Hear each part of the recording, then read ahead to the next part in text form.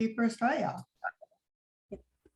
And we are going live into the Successful Bookkeeper Australia. Welcome, everyone. We have a very cool guest today in Tim Bourne. I'm very, very excited to have you here, Tim. You're going to talk about all the things that I know in my coaching sessions, and secretly behind closed doors, we all want to know what's in your head to share this good information with us. So I'm very, very excited. I'm so grateful that you're here to join us. So let me tell the audience a little bit about you. So Tim, you're the founder of MindCom, a lead coach, a keynote speaker, and a mental health advocate. You've been helping people get over their nerves to speak in confidence in front of groups and in tricky situations for nearly 10 years now. It's been said that people would rather die than speak in public, and this is your job of what you do. So why are we so scared to stand up in front of groups, Tim? I think people are, I think Jerry Seinfeld said that people rather be in the coffin than give the eulogy. I think that was a Seinfeld joke. Yes, yeah. But I think it's true. I think when we take a look at what the emotions that arise when we do public speaking, maybe let's start at the beginning, actually. And we all work with our attention, and wherever our attention goes, right, our emotions kind of follow, and meaning is created out of that. And then we have experience, right? So wherever our attention goes is what creates our life. And the quality of our lives then is bound by the quality of our experience that's created by our emotions and our thoughts and feelings about these emotions. And we just have someone grinding in the background. I hope you don't hear that. I hate that. Yeah, someone's building a house two blocks down. And being able to control our emotions or be more mindful of what's alive in us and being able to manage our thoughts more effectively can actually help us to become the grinding has made Tim centered in ourselves, more calm, more confident. Where our attention goes, really. Cool. You just froze there for a little minute, Tim. So basically, it's our thoughts that do this to us. It's what we're telling ourselves, right? Yeah. So exactly. how do we control or tame those thoughts to make us feel more confident? Okay, maybe let's put that in a scenario. Our brain, right? Evolutionary. We have about 3 brains: the amygdala, the limbic system, and our frontal cortex. The amygdala is really more our reptilian brain. It's our fight and flight center. It's what regulates our heart rate, our breathing, our blood pressure, and it runs on sensory stimuli. So it's not a thinking brain, it's a sensory brain. And if you think of what the emotions are in public speaking, you probably feel exposed, you probably feel a little bit vulnerable, maybe uncertain, doubtful, judged. And if you think back about 5,000-6,000 years ago, if you would have felt vulnerable, exposed, uncertain, doubtful, what would that mean for your experience of existence? You're probably in a severe sense of danger because something's going to come at you out of the bushes, right? So we need to then interpret that emotion somehow. So it runs through the limbic system, also an unthinking brain that has all our emotional memories. Where have I felt this before, and what decision have I made unconsciously? And we start to create a sense of body posture that represents what's alive in us, that feeling that is created based on those sensory inputs. And now it runs into the frontal cortex, and the frontal cortex is the first part of our brain that can actually reason and has language. And now it needs to explain what that emotion means that's alive in me, surging through my body system in relation to my external world, which is all these judging eyes in the audience. And then we start to tell ourselves a story. And this is how we interpret fear. And there's this amazing acronym about fear that says false evidence appearing real. Means we interpret what's alive in us, our emotion, and we place meaning on it, disregarding, double checking that meaning, whether or not this is actually true, but we start to believe our own thoughts. And now we've created that kind of microcosm for ourselves that's very much removed from the reality as it is. So neurolinguistic programming, you call that your mental map is not the territory of reality. Right? And that is not just true in public speaking, but also true, maybe let's say you're out with your partner at a function or a networking event or where there's other people, and you see your partner hugging some other person, your first thought is not, oh, they're long lost friends. Your first thought is probably, what is going on here? There's a negative emotion alive in you. Yes. And you start to interpret that negative emotion. Before you know it, you have an entire story and a catalog of what this emotion means. And that's then alive in you. And your partner comes back and says, hey, you're right. You say, well, you tell me if I'm right. There's all this anger maybe alive in you. Uncalled for, though. And that's the same in public speaking. Our nerves are mostly uncalled for, but we're not aware of what it is that we need. We're just aware of what's surging through us, and we create meaning based on that, not really paying attention to what it is that we need. And so our attention goes haywire with us, and our attitude and our behavior goes with it. Yeah. Wow. Okay. So I encourage my clients to meet with accountants to build joint venture partnerships, and even gather them around a board table to present to them. And when I did this years ago, in 2013, I built a bookkeeping business from 1 to 12 bookkeepers, as you know. Yep. And I just wanted, my strategies back then were to just do whatever I could to take the heat off me and not talk about bookkeeping, which is a great strategy when you're trying to sell bookkeeping. So I'd go into the accountants and go, I just didn't know how to make it work to begin with. So I did all these things. Like I had these little information packs that I go, hey, look, I'm part of Pure Bookkeeping and I do this and I do and I'd have the pack to refer to take the heat off me, because I didn't want them to talk about me or bookkeeping. So I had the pack to do that. So I kind of had my little strategies. And one of the times I went into an accounting firm, I was able to get in front of about 30 client-facing accountants. And I was so scared when I walked in, and there was all these chairs all lined up, and there was a lectern at the front for me to stand in front of and present. And I went, there is no way I'm going to stand in front of all these accountants. Number one, because how boring, like seriously, because my fun police went, no way, I'm not doing that. But my scared police was, I'm in front of everyone here and all the eyes on me. So to take the heat off me again, I got them to put the chairs in a circle. And I said, okay, so you're not going to sit here and listen to me. I'm going to ask you guys questions, and then you're going to talk to me. And the look on their face was fear. So I did all these little tricks to try and take the heat off me. What's your tricks? So this is what I get my clients to do, is try to get in front of accountants to obviously try to get referrals through. What advice have you got for everyone here to take the heat off us and, hopefully get some referrals through from accountants? So I think first things first, is really cool that you had all these little tricks up your sleeves. And I do like the planning and the layout that you created with that engagement with the group. First things first, though, it's interesting when we look at the way you perceived yourself in that situation. I don't want to do this. I don't want to talk about myself. I don't want to talk about bookkeeping. Right. So what's that emotion there that's alive in us, right? That makes us think about ourselves, see ourselves in a way that's probably not serving us. It's not meeting any of our needs. And we then start to use props to kind of move the attention away from us onto something else, which is we're the main product, right? We're the one that bring the energy. We're the one that bring the solution. So we're the one that should be in front of everybody, right? Or at least with everyone. And I really liked what you did there with the idea of turning it into a circle.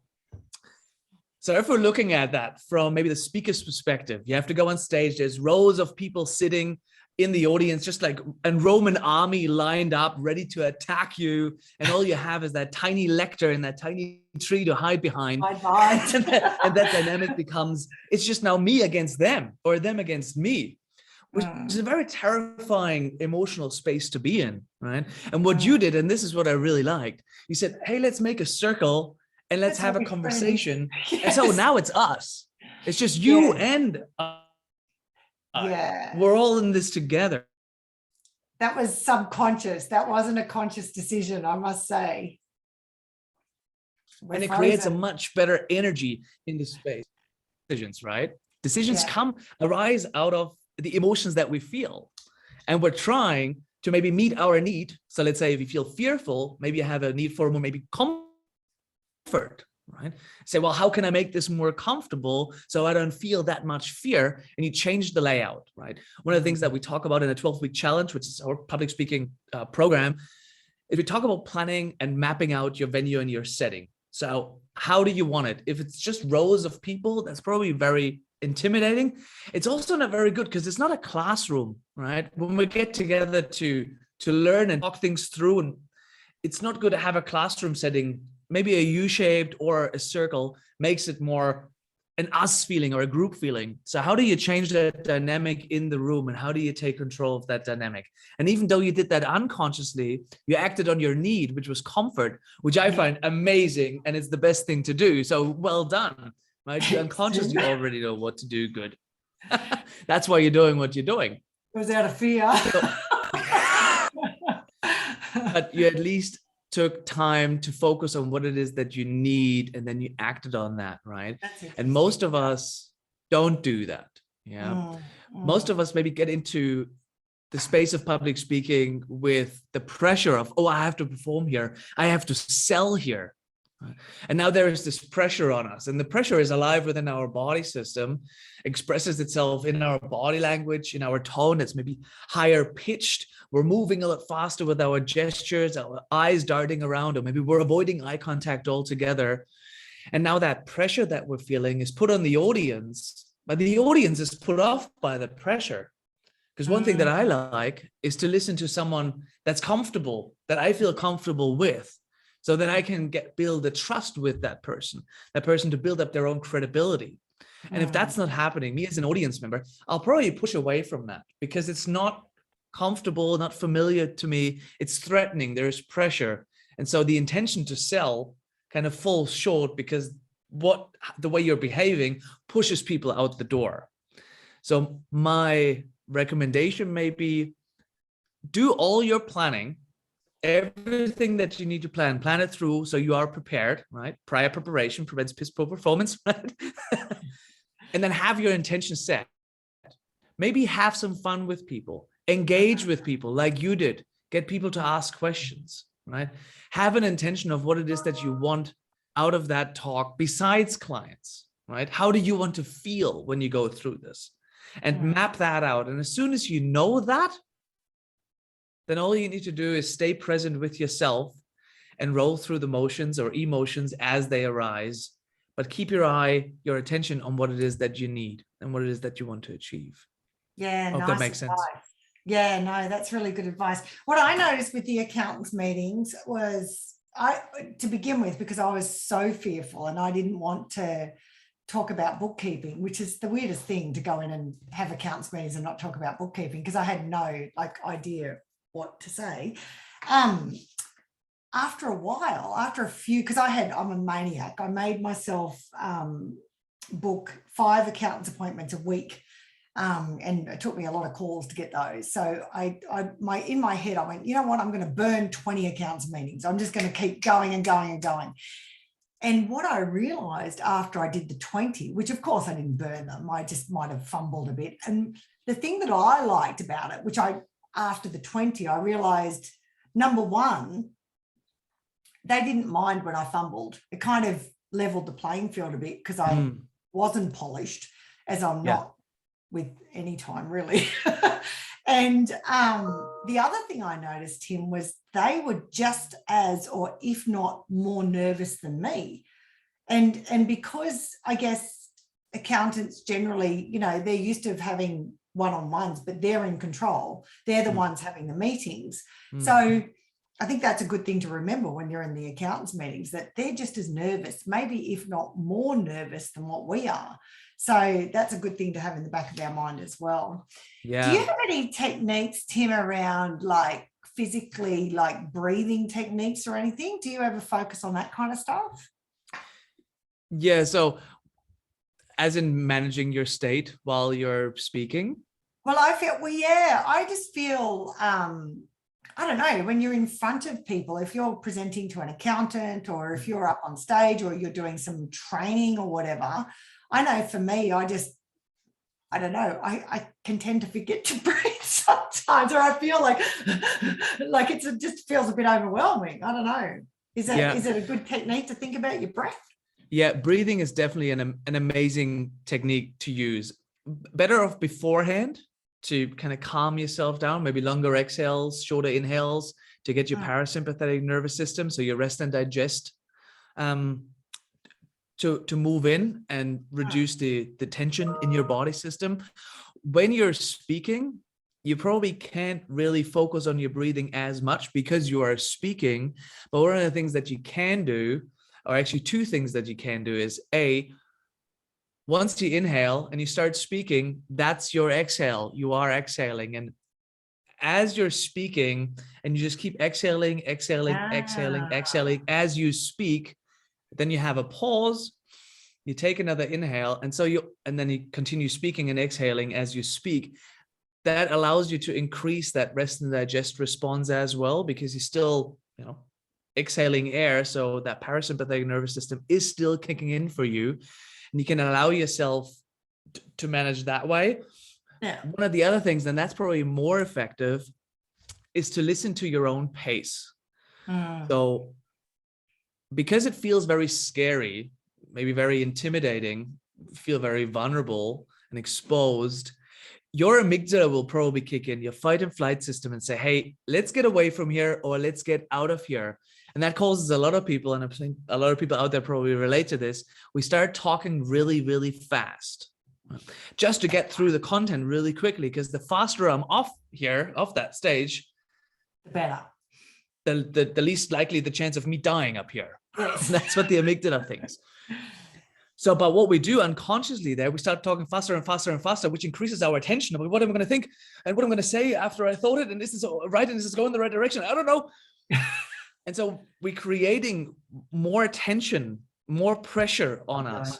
But being able to listen to our pace and keeping it steady, or at least flowing with our content and emotions ups and downs, and emphasizing the right areas, that allows us to manage our speed through that conversation, and to not feeling like we're overtaking ourselves, but we're staying with ourselves in that present moment, managing through the motions as they arise.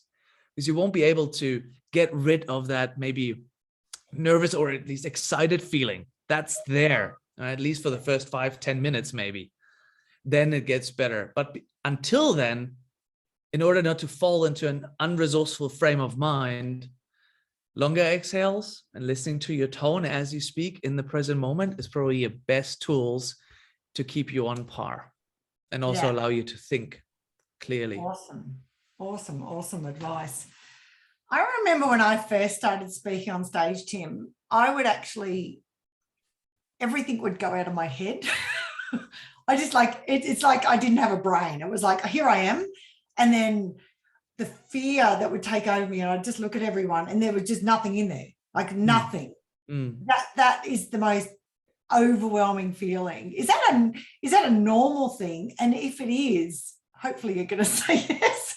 No, it's just you, Sharon. No, it's just me. What's going on with that, and how do you recover from that? Because I know now, like, of course, I'm always nervous when you talk live on Facebook, and I'm about to do a big intensive next week in front of a whole bunch of people, and you get like a bit nervous.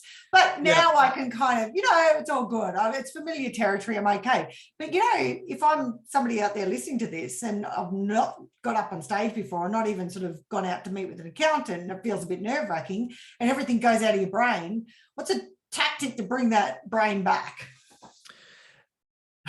So let's take a look at why that is, right? Because this is really interesting. So let me ask you a question. Have you ever, or anyone out there, ever worked 8-9 hours without having eaten anything because you were so busy, so stressed? We don't realize that we haven't eaten anything, right? Because the pressure is there. So we'll just continue on working. And afterwards, when the awareness comes back, we think, oh, I haven't eaten all day. Right? And this is a really interesting mechanism that the body does, right? Our brain is designed to save our lives, not to make us happy, right? That's the frontal cortex's kind of job. And that's really just a press secretary. So he's got nothing to say, really. Our emotions rule. And when the body feels under pressure or stressed or threatened, it starts to shut down departments that it deems unnecessary, right? So if you're really, really stressed, you probably don't need to eat anything because your amygdala thinks something is out there, something that's out there is chasing you. So you're about to maybe become something else's meal, and you don't really need to digest your meal when you're about to become something else's. But that energy, that 20% or whatever the digestive tract needs, can be shut down and used maybe at the legs or maybe in your mind or wherever else that energy is needed. Right? Another part of the body that is also not needed when you're dealing with wild animals is your frontal cortex, because you don't have to debate with the bear. Right? So the amygdala makes the decision that the energy that the thinking mind uses is probably better used at your legs or your fists or whatever threat is out there, to run away from that scary audience, right? Or maybe to hold them off when they storm the stage. And so that's us again. Our attention is moving into the emotional framework of what we're feeling, and we start to interpret that as a threat. Whereas if we'd be mindful, we'd be aware of, okay, this is exciting for me. Maybe why is it exciting? You say, well, because I really like what I do and I'm on the spot here. I'm very self-conscious, but I'm okay with that. That's fine because I know what I want from this. And I'm excited to do that. And the nervousness just expresses my feeling. And now change that story. And because that's thing, the frontal cortex stays more open because that's okay. We don't need to run away from this. This is an exciting opportunity. And here we then can come back to breathing. Slow inhales, slow exhales, maybe feel our feet, stay with the body in the present moment, not in the future. What will they think once I say that? You'd never know. So you just have to say it and see what happens. And stay with yourself in the present moment. And because you've acknowledged your emotion, you identify what it is that you need, you got yourself a story in your mind that actually works for you, not against you, and you're managing your present state. Now the conversation that you're having with your audience should flow nice and freely, and you should feel more relaxed, and thoughts should arise as you need them to. Nice. So it's self-management, really. Self-management, and just, it sounds like a lot of mindfulness, like a lot of like talking to yourself in a very productive sort of way, like reminding yourself that this is where I am, it's okay, like making sure that you're checking in with yourself a lot. Yeah. If you think about it, how does any experience, how is it created? It's the way we give meaning to the situation, and then us deciding who we are in this situation. Yeah. Somebody walks in that's extraordinarily confident, you maybe compare upwards. If someone walks in that's even less confident than you are, you compare downwards. So we're always trying to find, who am I in this situation and what does that mean about me? Right? But if we labor off of those emotions as they arise spontaneously, and we'll just take them on face value, and we'll match them up against reality, then we're probably leading ourselves astray, and we start to think negative negative thought patterns that maybe even also already repetitive because we've been doing it for so long, that becomes our reality. Where thoughts are never the real truth. A thought is a thought. That is up to us then to double check it. Is this thought actually serving me? Right. And so everything that we do, any conversation that we're having, any engagement, always starts within us. Who am I in this situation? And is this serving me to be this person in this situation? And if we don't do that, we've already lost the game. Because if you don't know who you are in the situation, whatever you say, it's a roll of the dice, really. Yeah. So and that's where I guess that's where our vulnerability comes from. Yeah. Do you know, when I first met you, a couple of years ago now, was it? 4 or 5 years ago, maybe. No, it wasn't 4. Was it 4 or 5 years ago? I'm not sure. I think you're right. I was going to say 2, but I think you're right. No. I remember the first time I met you, and the first thing that shone for me is your confidence. You obviously, being a facilitator of public speaking, I obviously attended your course. I'm like, wow. And you would want somebody in that role to be confident, I'm sure. But I was quite taken aback, but not just confidence, because I've been around a lot of confident people before, but like they have a level of obviously cockiness around it. I felt like, yes, you're confident, but I can relate. I didn't feel like you kind of felt like you were better than everyone else, which I find thank you. tricky. Well, I it's try. nice. That's why you're here with me now. But what I guess when I'm talking to my clients and encouraging them to go out, I think sometimes the feeling is I don't want to seem like I'm cocky or overconfident, but also I guess the thing that I like about you is that you are confident, but you're a level confidence person. So it's a funny thing, confidence, and I guess some believe that they either have it or not. Do you feel like you were born with confidence, or do you feel like you've developed it? Like, how do we get more of the stuff? The elusive stuff.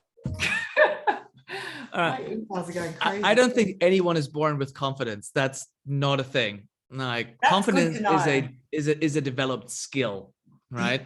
Maybe some people have more confidence than others because back in the day in kindergarten, they said something and they got away with it and they realized, hey, this is good for me. And they just built on that. Other people are more shy and have to learn it afterwards. Actually, one of my ex-clients or students comes to mind. The best student I think that I've ever had, Ben, who came to me with 33, worked at the university, very timid fella, very, very timid fella, smaller than me. So I'm 174. He was even smaller than me, skinnier. So he wasn't a presence. He was more like furniture. You walk in the room and you wouldn't realize Ben's already in the room. Very, very quiet. And he said, look, I need to learn how to present and speak in public because my job requires this of me and I'm terrified of it. And what he used to do is when he was standing and speaking in front of others, his arms would poke out weirdly because he wouldn't know what to do with his arms. So he just stood there looking very weird, like a statue that somebody, couldn't sell and put it in the back. And his voice would tail off and really just a very hot mess.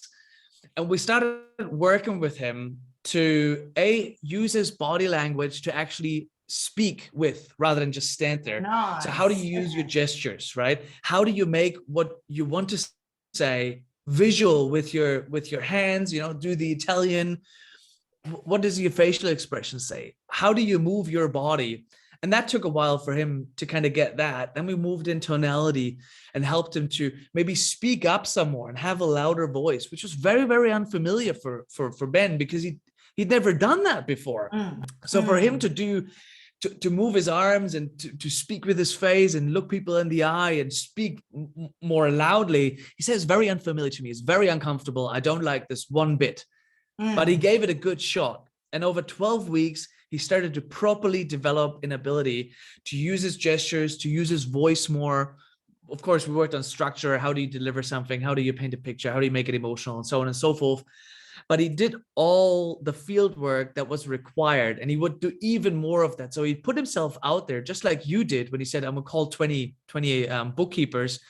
And just doing that over and over and over again, running over that line that defines your comfort zone and just trying new things and leaning into maybe uncertainty in a way, just to see what happens and give things a try, because most things aren't deadly, especially in public speaking. So worthwhile trying without losing much.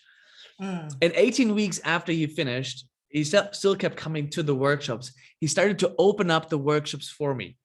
So from a timid guy, you wouldn't realize that he's in the room because he's behaved like furniture, to someone who would engage an open and cold room full of strangers he didn't know, to get them to giggle and laugh and to have a good time while he's on stage before he's introducing me, all in 18 weeks. Wow. So it's definitely a learned skill. I think the question here is more, are you willing to do what it takes to learn it? Yeah, nice. And I think that cuts across the board, right? Yeah. You've been with a lot of coaches, and I think it's always the same. Are you willing to put in the effort and the hours to do it? That's the question. That's what grows confidence. It's you doing it, nothing else. Yeah. And knowing how to do it, and maybe have a coach with you on your side. Yeah. What do you think? This is not on the questions, but what do you think confidence actually, What do you think confidence does for our lives, like for our relationships and for our businesses? What do you think? Like, you know, you obviously would get a sense of what that's like because the way you sort of move through the world is with confidence. What do you think that does for us? All right, maybe we'll start at the idea of what is confidence in itself. And I think it's an idea that you are good enough for yourself. So that whatever you do is good enough and you're okay with that result, right? That in itself produces confidence because we don't rely on external sources to say, hey, you're great, right?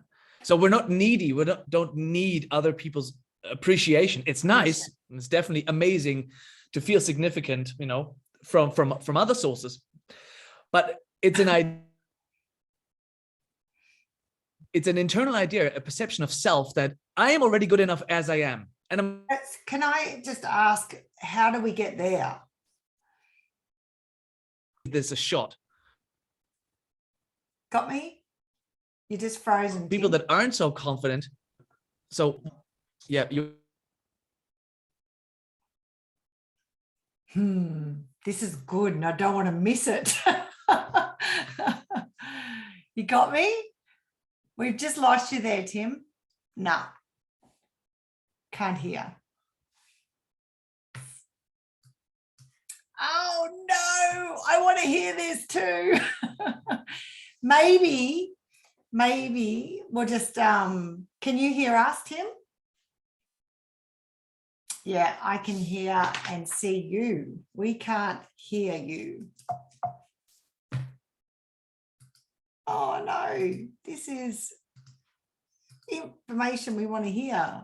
We can't hear you.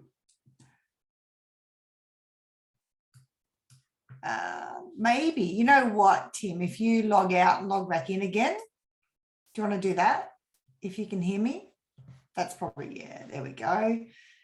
How are you finding it, guys? Are you enjoying it? Sue and Tanya? That's good. Some good tips.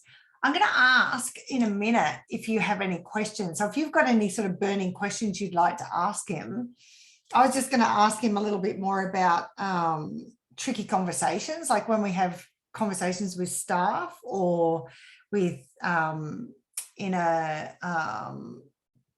prospect sort of situation about pricing and they say, oh, that sounds expensive, like tricky conversations and how we manage that. But have a think about if you've got any questions you'd like to ask. That would be cool. Oh, Tim, all right. back. Are we back? Yeah, we got you. That was good stuff. We were like hanging on every word there at the end. I was really it was really good stuff that you were saying. So we kind of missed the last minute or two. Okay, so I think the question was, how do I get to that place of confidence? Was that right? That's right. Yeah. So, and my question here would be like, what's your self-talk like, right? Yeah. What do you think about yourself when you look at yourself in the mirror? Right? So if you don't like that, if there's a thing where like, I don't like myself, can you help us with that one? Sure. How much time do you have? So here's, I give you a good example. That was a client in yesterday's session, actually. And we were talking about feeling significant. Well, really, we were talking about saving money. He wanted to save money because he was spending frivolously on things he doesn't really need.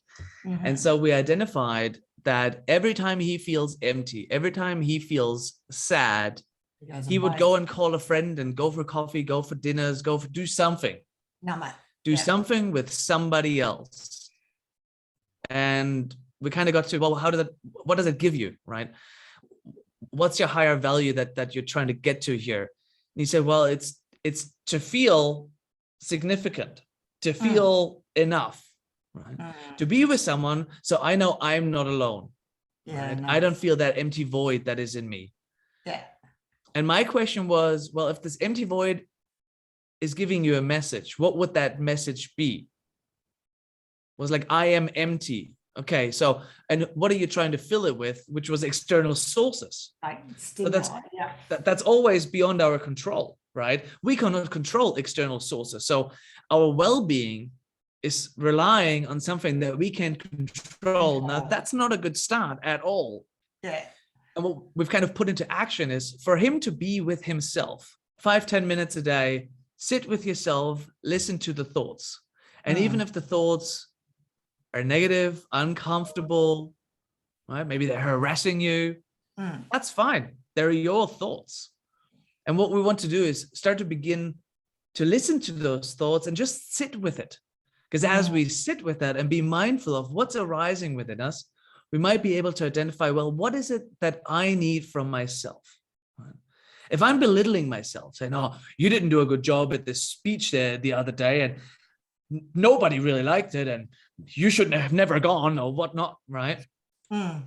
What emotion is that producing for us? It's belittling, it's negative, we're draining our self-confidence, we're not good enough.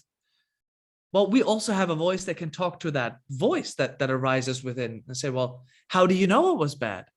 I think it went really well for my first presentation. I managed all my content and I got through it. Nobody left. So it was a success. Could I have done better? Yeah, sure.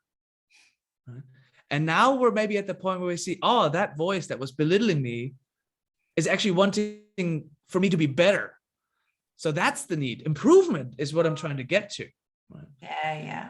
And to start to have a conversation with yourself rather than believing those thoughts that just pop in your mind. They just represent an emotion. Yeah. What is that emotion is what we want to find out. And then what is it that I need to maybe feed that emotion, to change that emotion?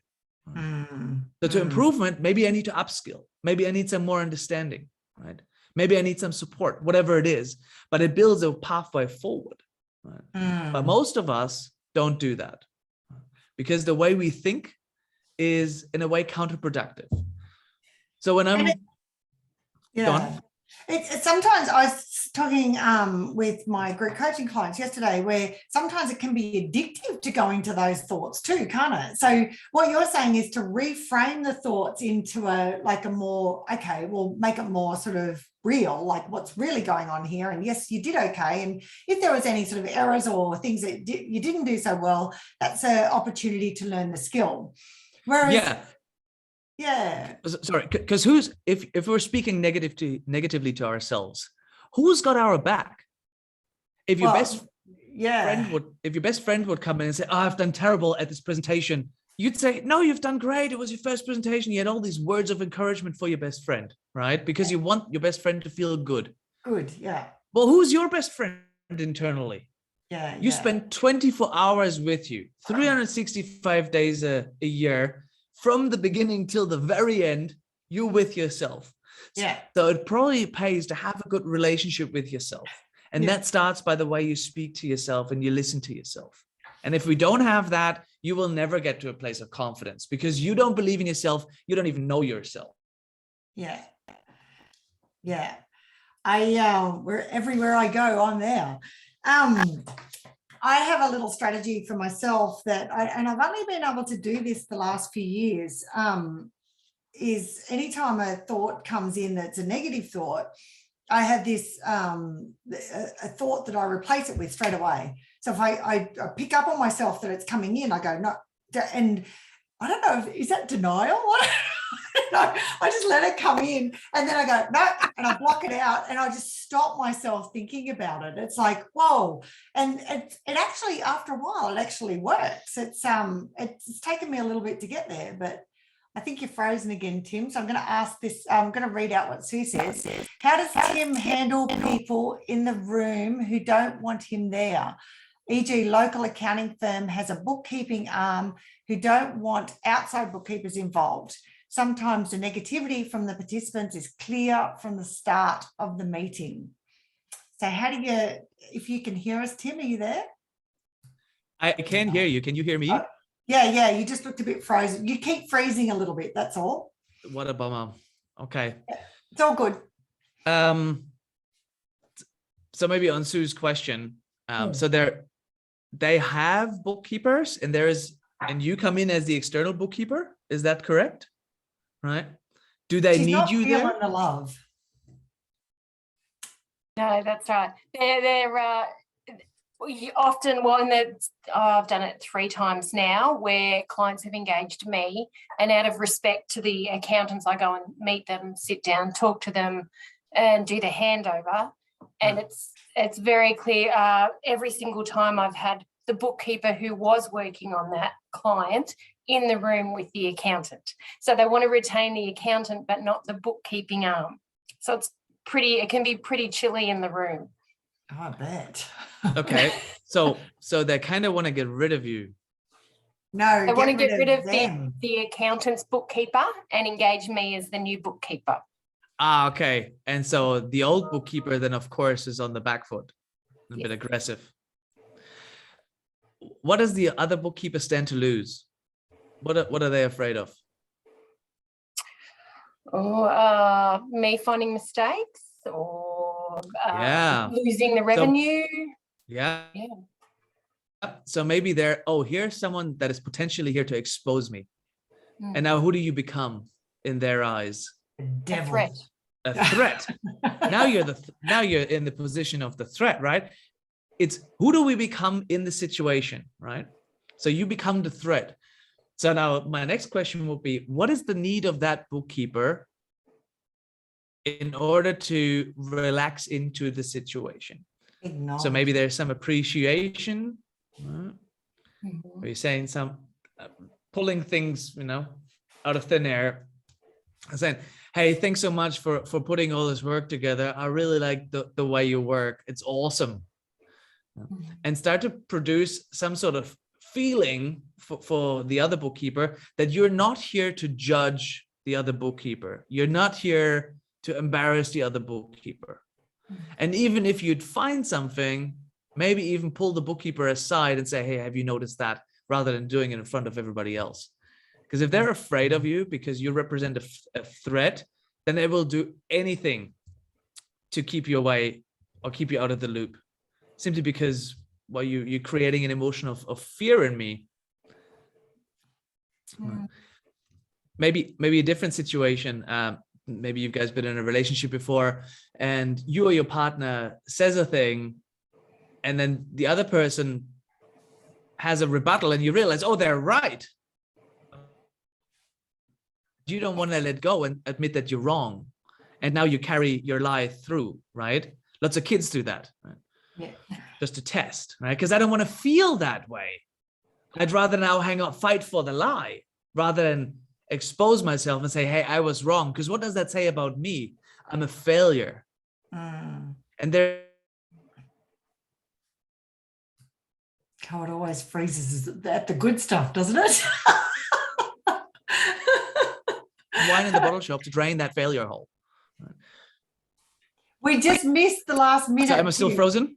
Yeah, but yes, no, it was good. So we don't want to be seen as a failure, and then so we don't want to be seen as a failure. So we do anything to hold on to whatever lie we may be saying or thinking, because admitting failure, now we feel not worthy, we feel not good enough, and there isn't enough wine in the bottle shop to fill that hole. So we're going to fight for that, to avoid feeling a certain way, right? Because that feeling again births a thought that creates my meaning. And what we want to do, maybe you, Sue, as the secondary bookkeeper, maybe come in and try to give that person what they need. Maybe it's some support, maybe it's some encouragement, maybe it's some appreciation. They're saying, hey, thanks, your work was amazing. Like, I really like working with you. This is really good stuff. That doesn't even have to be true, but you want to first build a relationship with that other person so they start to actually listen. You only express yourself in a vulnerable way when you feel there's trust on the other side, never the other way around. So what we first want to do is build trust, right? Even if someone, shares a lie, but the space is not right to call on the lie, don't call on it. Talk to the person outside saying, hey man, I've noticed you said that, I let that slide, but I know why you did it.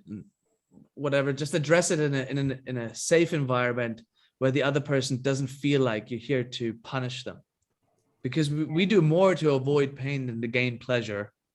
And if you're coming in and you're already seen as the threat, then all you can create is pain. Every good idea is another nail in their coffin. Yeah, that's So It's yeah. also like when you do public speaking on a bigger level, and there's one heckler in the crowd or somebody who wants to challenge you. How do you deal with that one, Tim? couple of ways. He annihilates. Maybe they have something to say. Can Can you hear me? want to heckle Tim. So one of the most productive ways is probably to ask the person to share what they want to say and engage. That will be good for audience engagement, because as soon as you talk to someone in the audience, everyone feels spoken to, and you could be next. So everyone's awake. Nice. If they're too extreme, right? Sometimes you have those on and on anonymous, they never stop. You just have to cut them off and say, hey, thanks for your input. We don't have enough time. How about we'll take that up after the presentation? Or, and this is one of my favorite ones, especially if it's a huge crowd of people, is to just shut people down. How do you Like, do that? Input. If I wanted you to speak, I would have asked you to come up here. You need I was like, confidence for that, here's Tim. $1. Tell it to the parking meter outside. Gives you 15 minutes. Just to make a joke of it. Yeah. Oh, that's awesome. I love it. Or then the fourth way thing, you ignore it as if they never said it. It's just like little children. They say things 2-3 times, they get ignored, they realize, oh, there's no purchase here, and they back off mostly. There's a couple of ways you can, judo them into position. Yeah, that's awesome. I love it. Thank you. One of the questions I wanted to ask you is tricky conversations. We haven't asked that yet, have we? Like raising prices with clients, questioning an invoice. There's actually another question, which was, what are the biggest mistakes people make when speaking in front of an audience or in front of groups? Yes. And I kind of want to touch on that. Yeah, because this is something that we not just do in front of an audience, but we do that constantly within ourselves. And that's, again, the way we speak to ourselves. And when it comes to public speaking, and in the first session, when we kind of set the goals for people, what is it that you want to get from this? And one of the goals that people share with me a lot is, I don't want to feel anxious, or I don't want to feel judged. And the problem with this sentence is that there is no solution in this, right? Your mind, or your limbic system, works in images, right? So if you say, I don't want to feel anxious, what do you see internally? Anxiousness. You see you being anxious, because there is no solution. Where I say, what is the goal? Well, I don't want to feel anxious anymore, but I want to feel confident and be comfortable in my body when I'm speaking in front of others. Now, that you can see, right? And all of a sudden, that emotion that's alive in you has already changed, because you verbalized what it is that you do want, not what it is that you don't want. Riding. I'm not sure if any one of you ride motorbikes, but there is a rule in motorbikeing: is where you look is where you're going. And if you're looking at the drop on the mountain range, that's where you're going to steer, because energy flows where focus goes, right? And the same is true for language. If we speak to us in a way of, oh, I don't want this, right? And I don't want that, I don't like this, there is no solution at the end of this. So your mind can't process a solution because you haven't given a solution. Just like when you say to your kid, don't drop the milk, you can be sure that they're going to drop the milk, because that's the command you gave to the kid. So how are you commanding your mind? Right? What is it that you're putting in? And again, that comes back down to the needs-based communication that underlies the mindful communication method, which is, what is your need? I'm anxious. What do I need? Maybe I need comfort. Okay, so how do we create comfort? Now there is an attempt to a solution. Yeah. And this is the way we need to start speaking to ourselves, especially when we're in front of others and we have all that judgment sitting on us. And say, I don't want to feel judged. It'll just quadruple. Or we could say, well, it seems like they're all judging me. Who cares? I'm happy with myself. This is awesome. Let me give this my best shot and carry forward. And that will change your entire mind-body structure and the way you perceive yourself and who you become, your experience. So it's what we say to ourselves when we're by ourselves that's the most important, yeah? Like it's that internal dialogue. That internal dialogue again, that manages the way you digest and process your emotions. Yeah. So what is it? It's what we say to ourselves about ourselves when we're by ourselves. Yeah. That's like, and you don't think that it would make, you don't feel like it seems such a simple action, but it's obviously very powerful, isn't it? Because then it gives us that feeling of a solution at the end of that. It's like, it's not just like, I don't want to be judged or I don't want to be anxious, but doing it in the positive is obviously, I mean, it sounds so obvious, but it's just training our brains to do that, isn't it? Definitely. It's being aware of what's actually coming through that news feed, right? We got about 50 to 70,000 self-talks a day.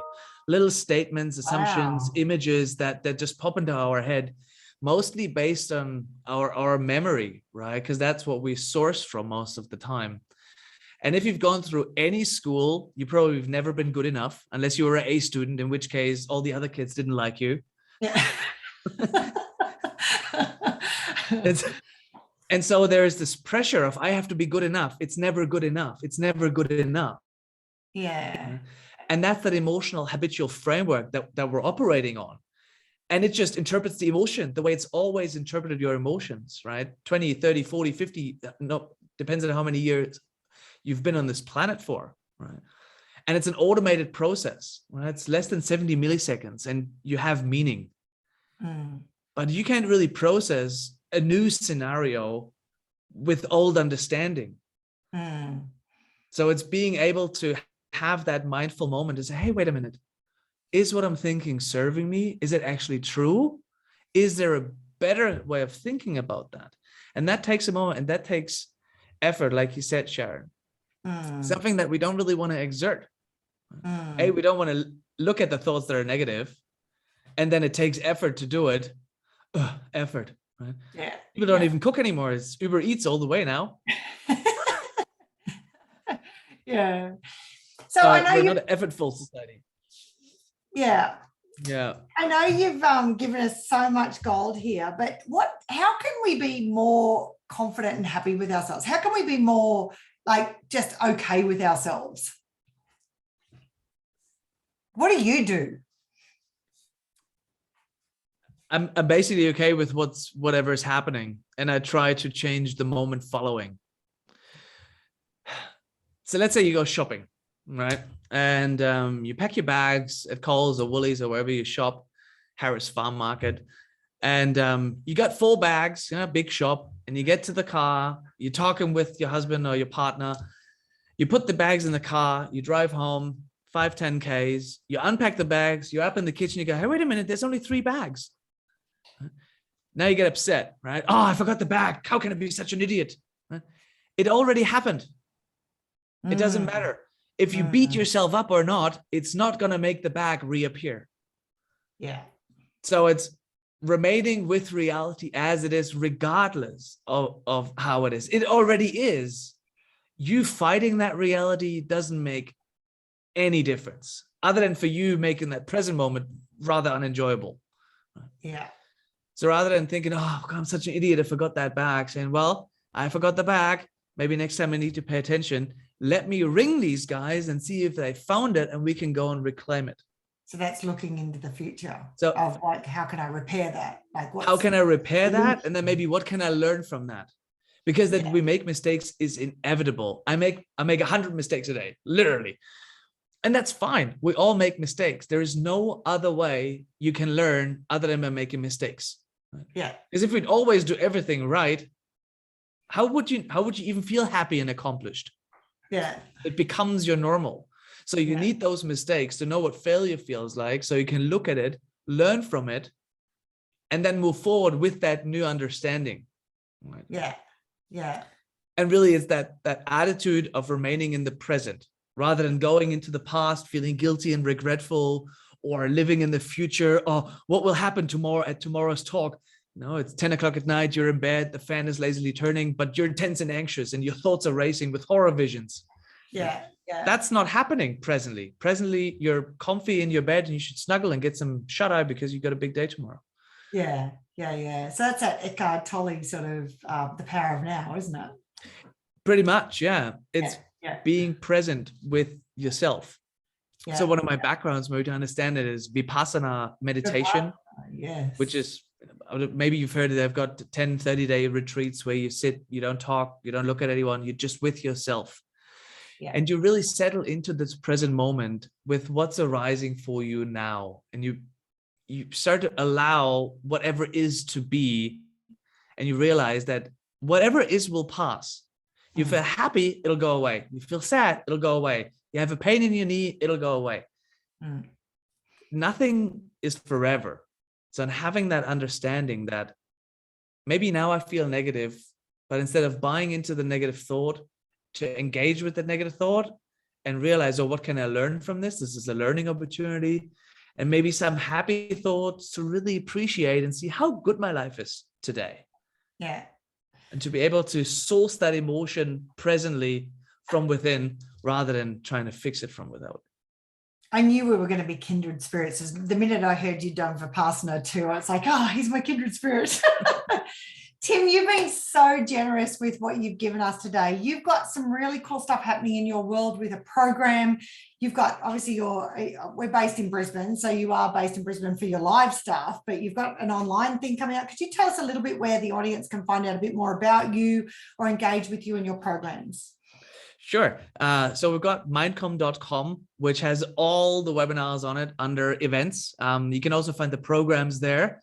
You can follow me on Instagram or Facebook under the Mindful Communicator or MindCom. Lots of videos coming out every so often, and really, really cool. Later on today, we're launching the Emotional Intelligence in Action podcast. And later on this month, we're also launching the Curious Bystander podcast. So lots of things to come. But if you do want to find any of the programs, any of the public speaking workshops or online webinars, jump on mindcom.com under events and you find everything you need to see. He just said that in passing, like all of this stuff, the Curious Bystander is like, Tim is finding these really cool, unique people and he's interviewing them and asking them about their life. Like you've given me a few examples of that. So much good stuff that you do, Tim, and it's such a pleasure to be able to have you here and to share your wisdom with everyone here. It's just been amazing. I'm so grateful for you to give us your time today. Thank you. Thanks, Sharon. Yeah, thanks for having me. It was great time spending with you. Yeah, no problem. And I'd love you to come back. I'm sure we're going to get some great feedback from everyone. So yeah. So, any question, just shoot me an email anytime. Yeah, nice. Thank you so much. Thank you to everyone out there in Facebook land, and for the people obviously showing their faces. It makes it a lot easier to have a good conversation when we've got smiling faces there. So thank you so much, everyone. Awesome. Enjoy your Thursday. Take care. Bye-bye. Bye. Bye.